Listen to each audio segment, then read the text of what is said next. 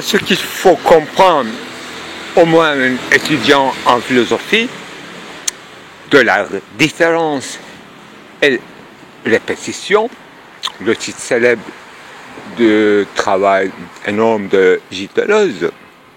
Mais même indépendamment de ça, en fait, pour commencer, penser de soi-même tout seul et parcourir une certaine chemin pour comprendre ce que c'est, traverser toute l'histoire de la philosophie, pour comprendre ce que c'est, la différence et la répétition, cette fois-ci accent sur et, donc ce genre de conjonction, à la fois les deux, non pas séparément. Alors la chose la plus simple, alors faites toujours la même chose. Ça va vous sonner à vos oreilles comme une aberration. Pourquoi on verra toujours la même chose? Mais vous allez voir, vous verrez dans peu de temps que quand vous accorderez moi aussi, ça vous ennuierait. Vous ne ferez jamais la même chose. Mais insistez, s'il vous plaît, toujours la même chose. Ce que je veux dire, vous allez voir dans votre insistance de répétition de cette réitérabilité, donc si vous êtes étudiant de philosophie, personne d'autre ne peut expérimenter cela. Seulement un champ libre ouvert devant soi comme horizon, c'est-à-dire un apprenti, peut passer de ce chemin. Et les autres se ferment. C'est-à-dire qu'ils ne comprendront jamais. Peut-être, quand j'explique, ils vont comprendre quelque chose. Alors, il y a un secret, un mystère dans la répétition. C'est pour ça que peut-être il fallait dire que répétition est la différence. Parce que je commence par la répétition, même pas. Je ne vous dis pas que soyez différents, alors ne répétez pas les choses. Épargnez-vous de mimésis et de copier. Alors ne copiez jamais des modèles. Répétition lassante. Oui, c'est lassante. Et vous allez lasser. Je vous propose une performance, donc comme un maître chinois de philosophie ou de peinture ou de la musique ou du sport, des arts martiaux ou dans quelques branches que ce soit, dans l'athlétisme, donc par rapport à votre corps, votre énergie et vos limites. Connais-toi toi-même d'abord par la répétition et non pas par la différenciation. Ne te fuis pas, mon cher ami. C'est ça, vous avez commencé à comprendre quelque chose. Soyez soi-même, ce précepte célèbre qu'on attribue à Socrate, mais qui est beaucoup plus ancien, comme sagesse. Alors, il veut dire que faites attention à ce qui fait de vous vous-même, donc tout ensemble de réitération qui se tient ensemble par un certain effort, sinon vous serez dispersé en vos molécules ou vous seriez fragmenté ou disloqué comme une machine out of order, vous serez désubjectivisé. D'abord, essayez d'en faire un sujet, au moins, si vous pouvez, s'il vous plaît, si c'était facile, faire un sujet de soi-même. Alors là, c'est très difficile. Vous allez voir que vous étiez déjà dans la répétition et en essayant de vous réitérer, vous serez enfin, une mince chance pour chaque apprenti et pour chaque mortel non-philosophe, une lueur d'espoir va commencer. Passez par cette étape qui vous paraîtrait au départ comme maniaque ou comment ça s'appelle, une certaine Wiederholung freudienne, c'est-à-dire une répétition de répulsion la pulsion de répétitif, pourquoi s'efforcer de faire toujours la même chose alors qu'on n'est pas traumatisé par un point invisible. Alors choisissez ce point vous-même. C'est ça notre règle d'entrée de jeu. Je suis très sérieux entre nous. Alors faisons de nos vies cet artifice. Ne serait-ce qu'au commencement, nous aurions une histoire, nous ne serions pas issus d'une histoire de fornication qu'on n'a pas choisie, ni nos familles, ni notre État, ni notre nation, ni notre religion. Essayez de bifurquer à l'intérieur de votre religion, entre votre foi, et vous avoir une foi, ça veut dire que être en oscillation continue, c'est-à-dire garder une certaine suspicion envers la sainteté le plus sainte. Donc, ce dynamique de foi, vous devez la revivre. Donc, revivre, répéter, réitérer. J'ajoute un autre concept à cette série très importante. Alors, parcourir, j'ai dit d'ailleurs, parcourir. D'ailleurs, la répétition ontologique de heideggerien, c'est un peu ça. Même Hegel, d'abord dans l'histoire de la philosophie, il a parcouru tout l'espace et temporalité des moments et des avatars de la philosophie. Donc il a répété la philosophie, et même orientale, y compris, et dans ses divergences, et dans ses étapes, dans ses fragmentarités, dans ses discontinuités, parce que s'il n'y a pas de chemin, on va sauter. Alors, vous suivez un chemin, mais s'il n'y a pas un chemin, vous devrez frayer votre chemin. Alors, parce que vous êtes obligé de passer par là, etc. Vous allez perdre un certain temps, donc vous allez sentir une certaine transformation, modification jusqu'à vos 20, et vous seriez énervé, bien sûr, c'est-à-dire c'est la conséquence d'un athlétisme affectif ou affection athlétique, et c'est pour ça que vous êtes dès que vous êtes dans non pas abstinence religieux ni psychanalytique de bas étage, mais dans un état de crise aiguë.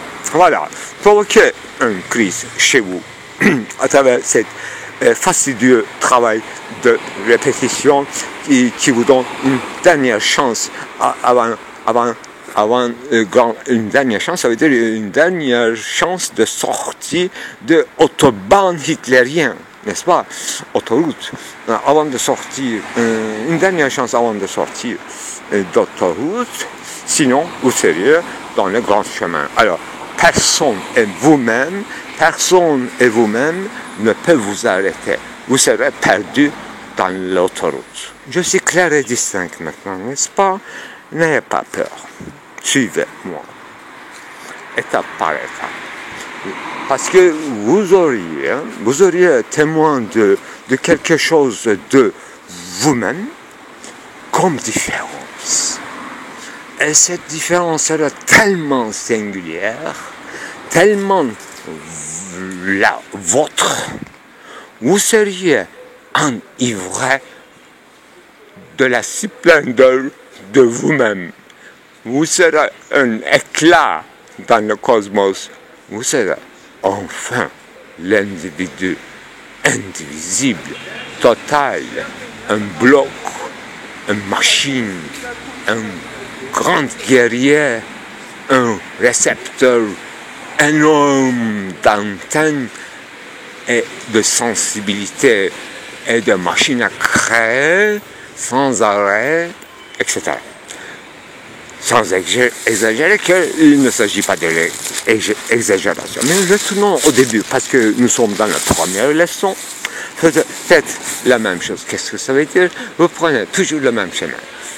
Mais vous prenez déjà toujours le même chemin, mais c'est fastidieux. Mais non, cette fois-ci, quand vous êtes libre et en chômage et vous suivez mes cours pour devenir philosophe, n'est-ce pas? C'est notre cours de philosophe, c'est pas un cours de soir. Vous faites harika bir şey yapıyorsunuz. Kutlarım. Çünkü ben dans photographier le même temple que moi. Ben 50 yıl önce bu semtte oturdum. Evet. Hep aynı, hep aynı, hep Kalan aynı. bir tek bu. Hep aynı. Yani ağlamamak mümkün değil. Ağlamıyoruz artık. Ben çok üzgünüm. Tabii. Ama Yani çok bu bize, üzgünüm. yani bizim için Bir şans. Şans bugünden kalan bu. yanmamış, yıkılmamış. Aynı hatıralarımızı Yakında hatırlatıyor. yıkarlar. Ama 50 yıl geçti diyorsunuz. Ben de 35 yıl seyrediyorum bu güzelliği.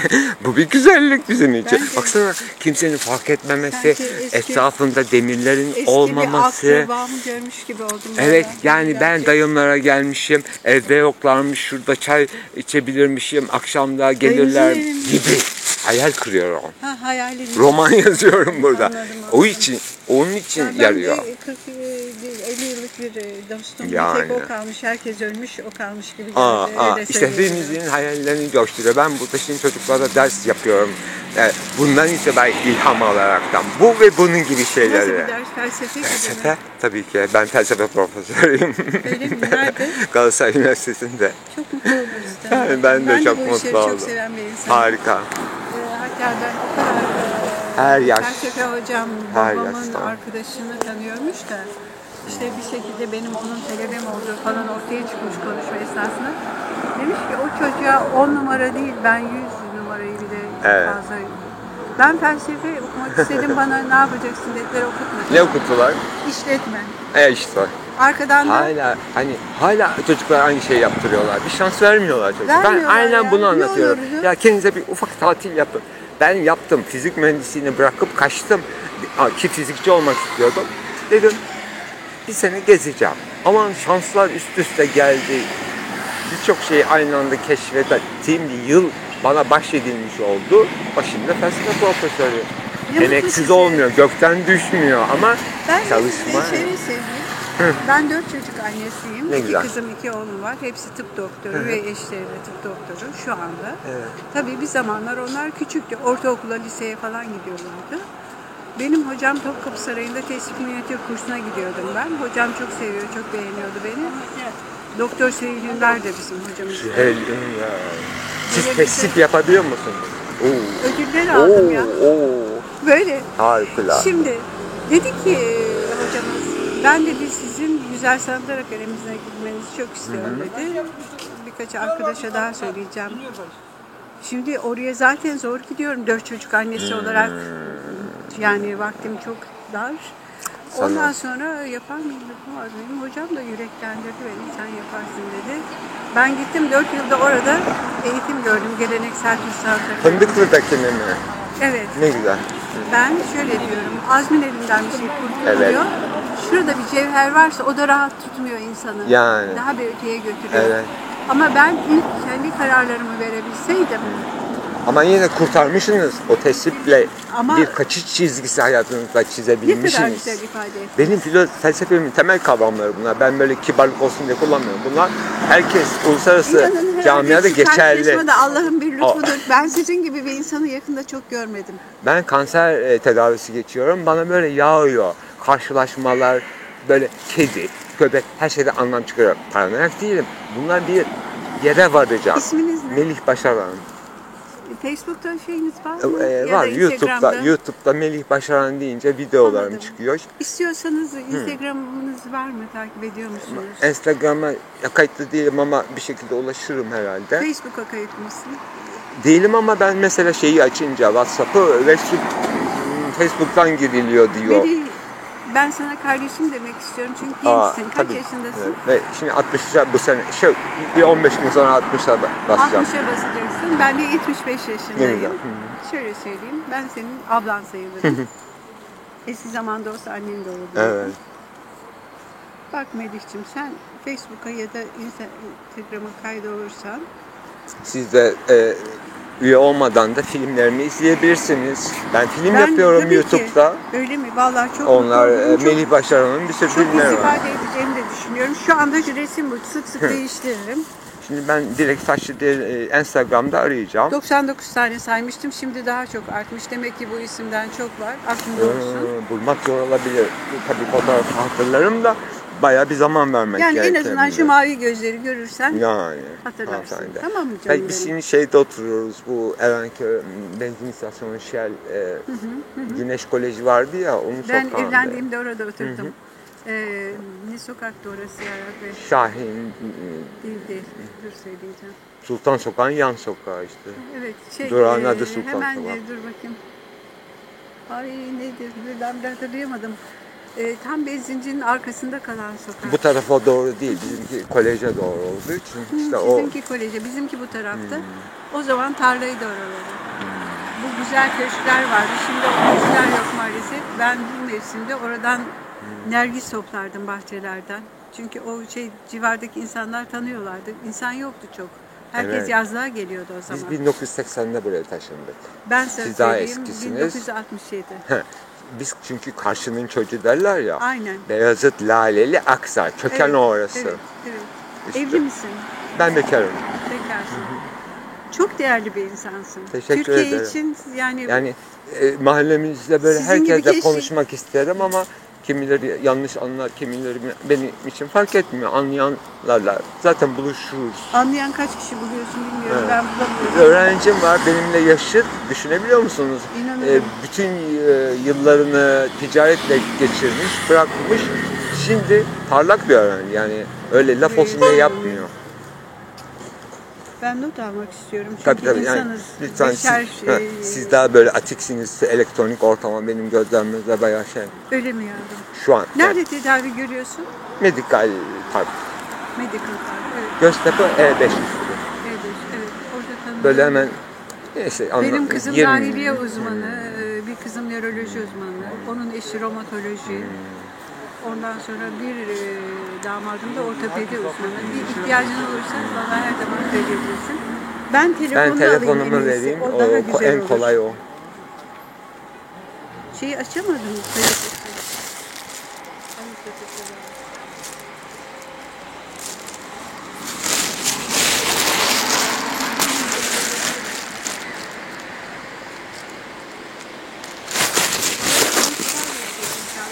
Evet. Olanı Bir de moralim çok iyi. Bu işime kendimi verdim ya. Ne yapıyorsam bir de şeydeyim. Böyle mi basıyoruz? Yazdım ben şimdi. Böyle. He. Şimdi ben seni arıyorum. Kendimden sonra düşünecek zamanım yok çünkü çok işim var. Yok, hasta olduğunu kabul et ama bak Görüyorum, ben onu geçen gün kesin böyle bir psikosomatik hastalık oldum. Bir şey Aramayı kabul ettiğinizde ses kaydı otomatik olarak yani benim Kayıt oldu mu yavrum şimdi sana? aramayı kabul edeyim mi? Edeyim ki sizde çıksın. Tabii ki. Alors, imaginez-vous, si, imaginez-vous autrement dans un contexte différent, il s'agissait de l'artifice, donc si vous identifiez imagination transformée en acte à un artifice, d'accord, c'est une opinion. Vous continuez à objecter et fermenter vos objections en état de naissance. Donc vous allez reconfigurer et formuler. Dans un coin de page, vous tenez absolument des journaux, absolument des cahiers, absolument photographies ou quoi que ce soit, vous maîtrisiez ou vous croyez que vous pouvez maîtriser. Mais toute surface d'enregistrement et d'accompagnement est valable. Bienvenue. Voilà, il y a un côté artistique, donc imagination en travail et tout en conscient. Mais il peut y avoir des moments où le choix libre arbitre de l'artifice ou poser comme Zetsung des états volontaire peut commencer à vous manquer. Donc, parce que ce sont des actes de résistance. Je ne vous dis pas que faites une artifice, changez votre vie artificiellement et vous jouez la différence. Non, ce serait une catastrophe. Ça ne durerait pas. Je vous dis que vous jouez, vous passez d'abord par la répétition. Il s'agit encore d'un artifice, un travail d'imagination, mais répétition a cet avantage que quand vous vous habituez à cet artifice qui est moindre finalement, devient imperceptible, donc ça passe à vos mœurs, ça commence à passer à vos mœurs, c'est-à-dire ça devient une sorte de machinal, mais absolument pas une répétition identique, parce que votre volonté toujours éveillée voudrait faire de cette expérience quelque chose fructueux, et vous allez commencer à des variations que nous appelons eidétique. Vous allez apprendre cela plus tard. C'est-à-dire que répétition, forcément, à force de choses, à force de répétition, commence à se varier, à ces variances. Donc, un processus de différence commence avec la réitération, parce que en idéaux, schème, imagination, bide, image, comme vous projetez comme projection, quand il s'agit de remplissement de sens de cette Bildung et de formalité et de schématisme, ça commence plein de sens, plein de contextes significatifs que vous n'avez pas prévu, donc vous ne maîtrisez pas. Vous ne pouvez pas maîtriser la différence, mes enfants, s'il vous plaît. Vraiment, quatrième étape et conséquence très significative. Vous ne pouvez pas maîtriser. On ne peut pas commencer par la différence. C'est un mauvais artifice, mauvais mimésis. C'est ça, n'est-ce pas? On ne rejette pas en sa totalité mimésis. Platonicien, non. C'est un processus, on accepte. On essaie de commencer, on essaie d'utiliser bon, parce que Platon en a jugé mauvaise, parce qu'il ne connaissait pas véritable technique de la rhétorique, technique de mimésis. Il en jugeait sur ses hauteurs ou dans ses intérieurs. Il n'était pas un homme de pratique. Il ne maîtrisait pas du tout, comme par exemple Socrate, qui est un bon acteur et metteur en scène, c'est à discuter. Bon acteur, convaincu, qui joue, etc. Mauvais acteur déteste le théâtre, déteste mimésis, et il joue, c'est-à-dire il vise absolue différence, qui serait des idéaux. Non, les idéaux ne sont pas dans l'absolu, mais ici maintenant, que nous appelons d'abord schématisme, d'abord projet, d'abord poser de position, etc. Ce sont des termes qui deviennent de plus en plus techniques, terminologiquement philosophiques, donc vous devrez passer déjà une quatrième, cinquième étape, afin que vous compreniez cela. Et ça ne se passe pas dans quelques mois, mes enfants. Ça prend des dizaines d'années. Oui, malheureusement, une mauvaise nouvelle, c'est ça. Mon cours dure, mes cours, mes séminaires, si ça existera un jour, aura dû durer une dizaine, douzaine d'années. Comme ce n'est pas faisable, donc j'en schématise dans mes petites filles. C'est ça le problème. Parce qu'il s'agit d'un témoignage que j'ai traversé, donc, de ce que j'ai traversé moi-même. Donc, sinon, je n'invente pas des méthodes de pédagogie à la maison. C'est inventé sur le chemin et que j'ai formalisé à peu près, au moins ce soir, en tant que tel, mais demain, je vais voir des autres côtés. Et je vous attends, j'attends de vous sincèrement des objections au sens large du terme, non pas ceci ou cela, objectifs négatifs, plusieurs sortes de refoulements, symptômes, oui, bienvenue, il y a un éventail des objections. Je vous invite bien sûr à être le plus intelligent et le plus recherché, le plus raffiné possible. Donc devenir déjà au commencement philosophe. Merci mes enfants, je vous embrasse. Au revoir. Alors, j'ouvre le débat au chaud, sans refroidir la chose, dans la répétition.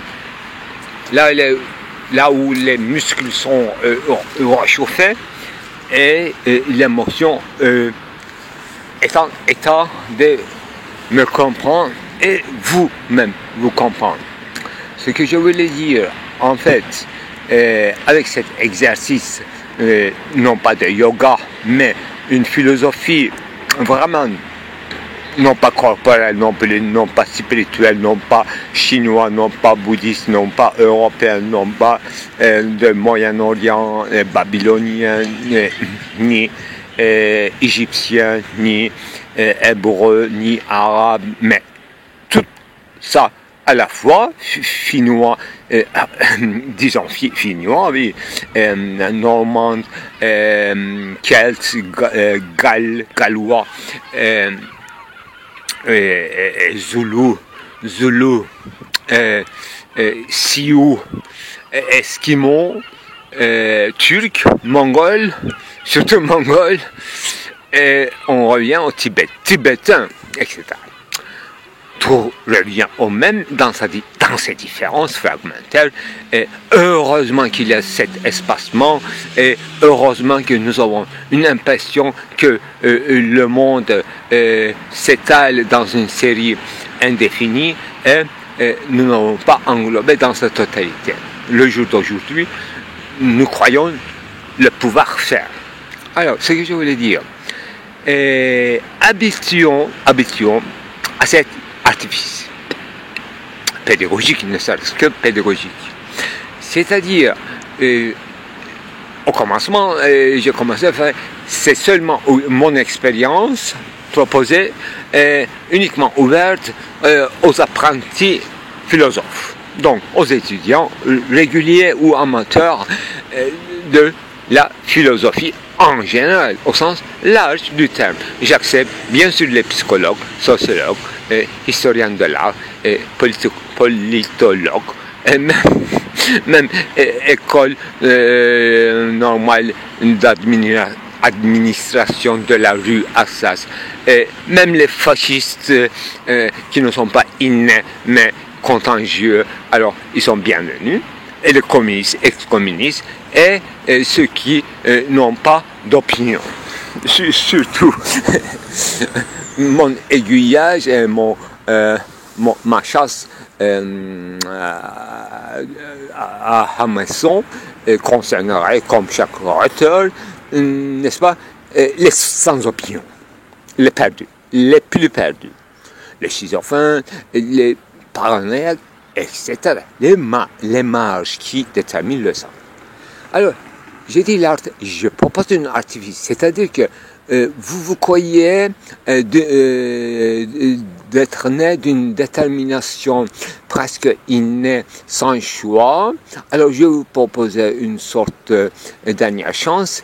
Et vous allez dire, enfin, il faut que, pour devenir philosophe, ne me obéissez pas d'abord, surtout pas, ne tombez pas dans ce piège que je vous ai étalé en toute pièce comme un dispositif, un appareillage de non-philosophie d'emblée, c'est-à-dire une répétition d'où la sortie sera la différence, etc.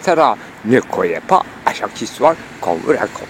Donc, pour devenir philosophe, au sens, disons, à la fois chinois, donc oriental, à la fois occidental du terme, objectez-moi, s'il vous plaît, si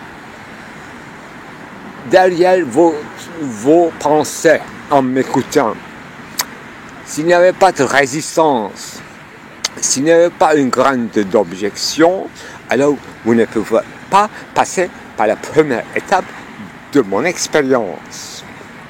Alors maintenant, le problème, ce n'est pas une grande objection, mais une objection, ceci ou cela, mais bien formulée. C'est encore un piège, ça peut être un piège, mais c'est deuxième étape. Donc, mon objecteur. Pourquoi nous perdrions, c'est votre objection qui est formulée par moi hypothétiquement dans mon soliloque, c'est une leçon unilatérale, c'est pas encore une interactivité. Il y a encore beaucoup de chemin pour l'interactivité, pour que vous puissiez m'influencer dans ce processus et donc en devenir le maître. Donc, changement des rôles entre Socrate et Platon, bien connu dans l'histoire de la philosophie, où dans le petit marchand de journaux se distribuent les petites cartes postales que parvenu Derrida a trouvé par hasard et l'a acheté comme un trésor. Bon, alors, qu'est-ce que je voulais dire? Objectez-moi en disant que pourquoi aurions-nous besoin d'un artifice? Alors, il y a des textes, il y a au sens séculaire du terme, et vous expliquez les textes, vous nous faites entrer dans l'herméneutique des textes, eh bien, ne nous faisiez pas des scènes, surtout pas de proposer en dehors du cours des conseils concernant la vie, notre vie privée en général. Donc vous êtes d'emblée non philosophe, donc hors de mon cercle d'amitié ou cercle herméneutique, cercle phénoménologique, cercle des orbites célestes. Donc vous ne seriez jamais atteint, selon mon hypothèse, cette sphère surlunaire. Ni les idiots. Donc vous seriez très bon fait en changeant tout de suite de département, de métier, en s'inscrivant dans une cours de MBA, master en administration des affaires, etc. Donc vous êtes sous-lunaire, vous êtes sous-lunaire, vous avez des origines paysannes que je respecte beaucoup. D'ailleurs, je voulais justement, comme une deuxième et demi étape et troisième étape, je voulais entrer dans cette grande histoire de paysannerie et de territoire, parce que une expérience, une itinéraire, un cheminement, ça se fait dans l'espace, et ne prenez pas seulement cela comme une zone urbaniste. Donc, dans les zones marécageuses des territoires, dans le champ de blé, ocre ou des jardins de raisins et de dattes, si vous êtes arabe ou israélite, etc. Et il y a encore des promenades qui vous attendent, des artifices, des coins des tournures dans les déserts.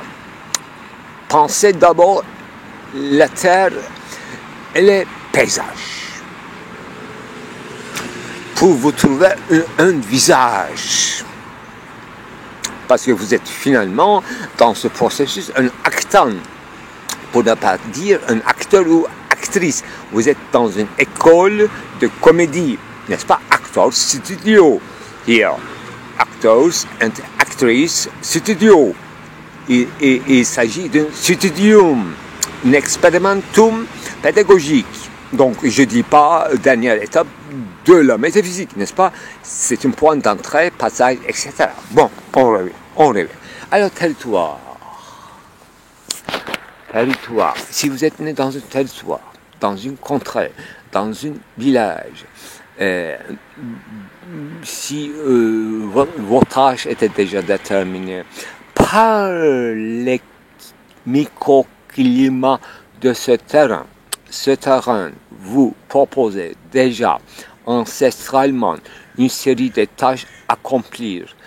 Donc, des choses que vous allez accomplir sans pouvoir librement décider. Il y a une imposition de ce microclimat plus que fertile, fructueux, qui nous fait nourrir et le reste du monde, et qui fait ouvrir une chaîne de commerce et d'échange symbolique qui va devenir l'économie mondiale. Donc on est entré dans le MBA, n'est-ce pas, Master en Administration. Toujours on était là d'ailleurs en fait.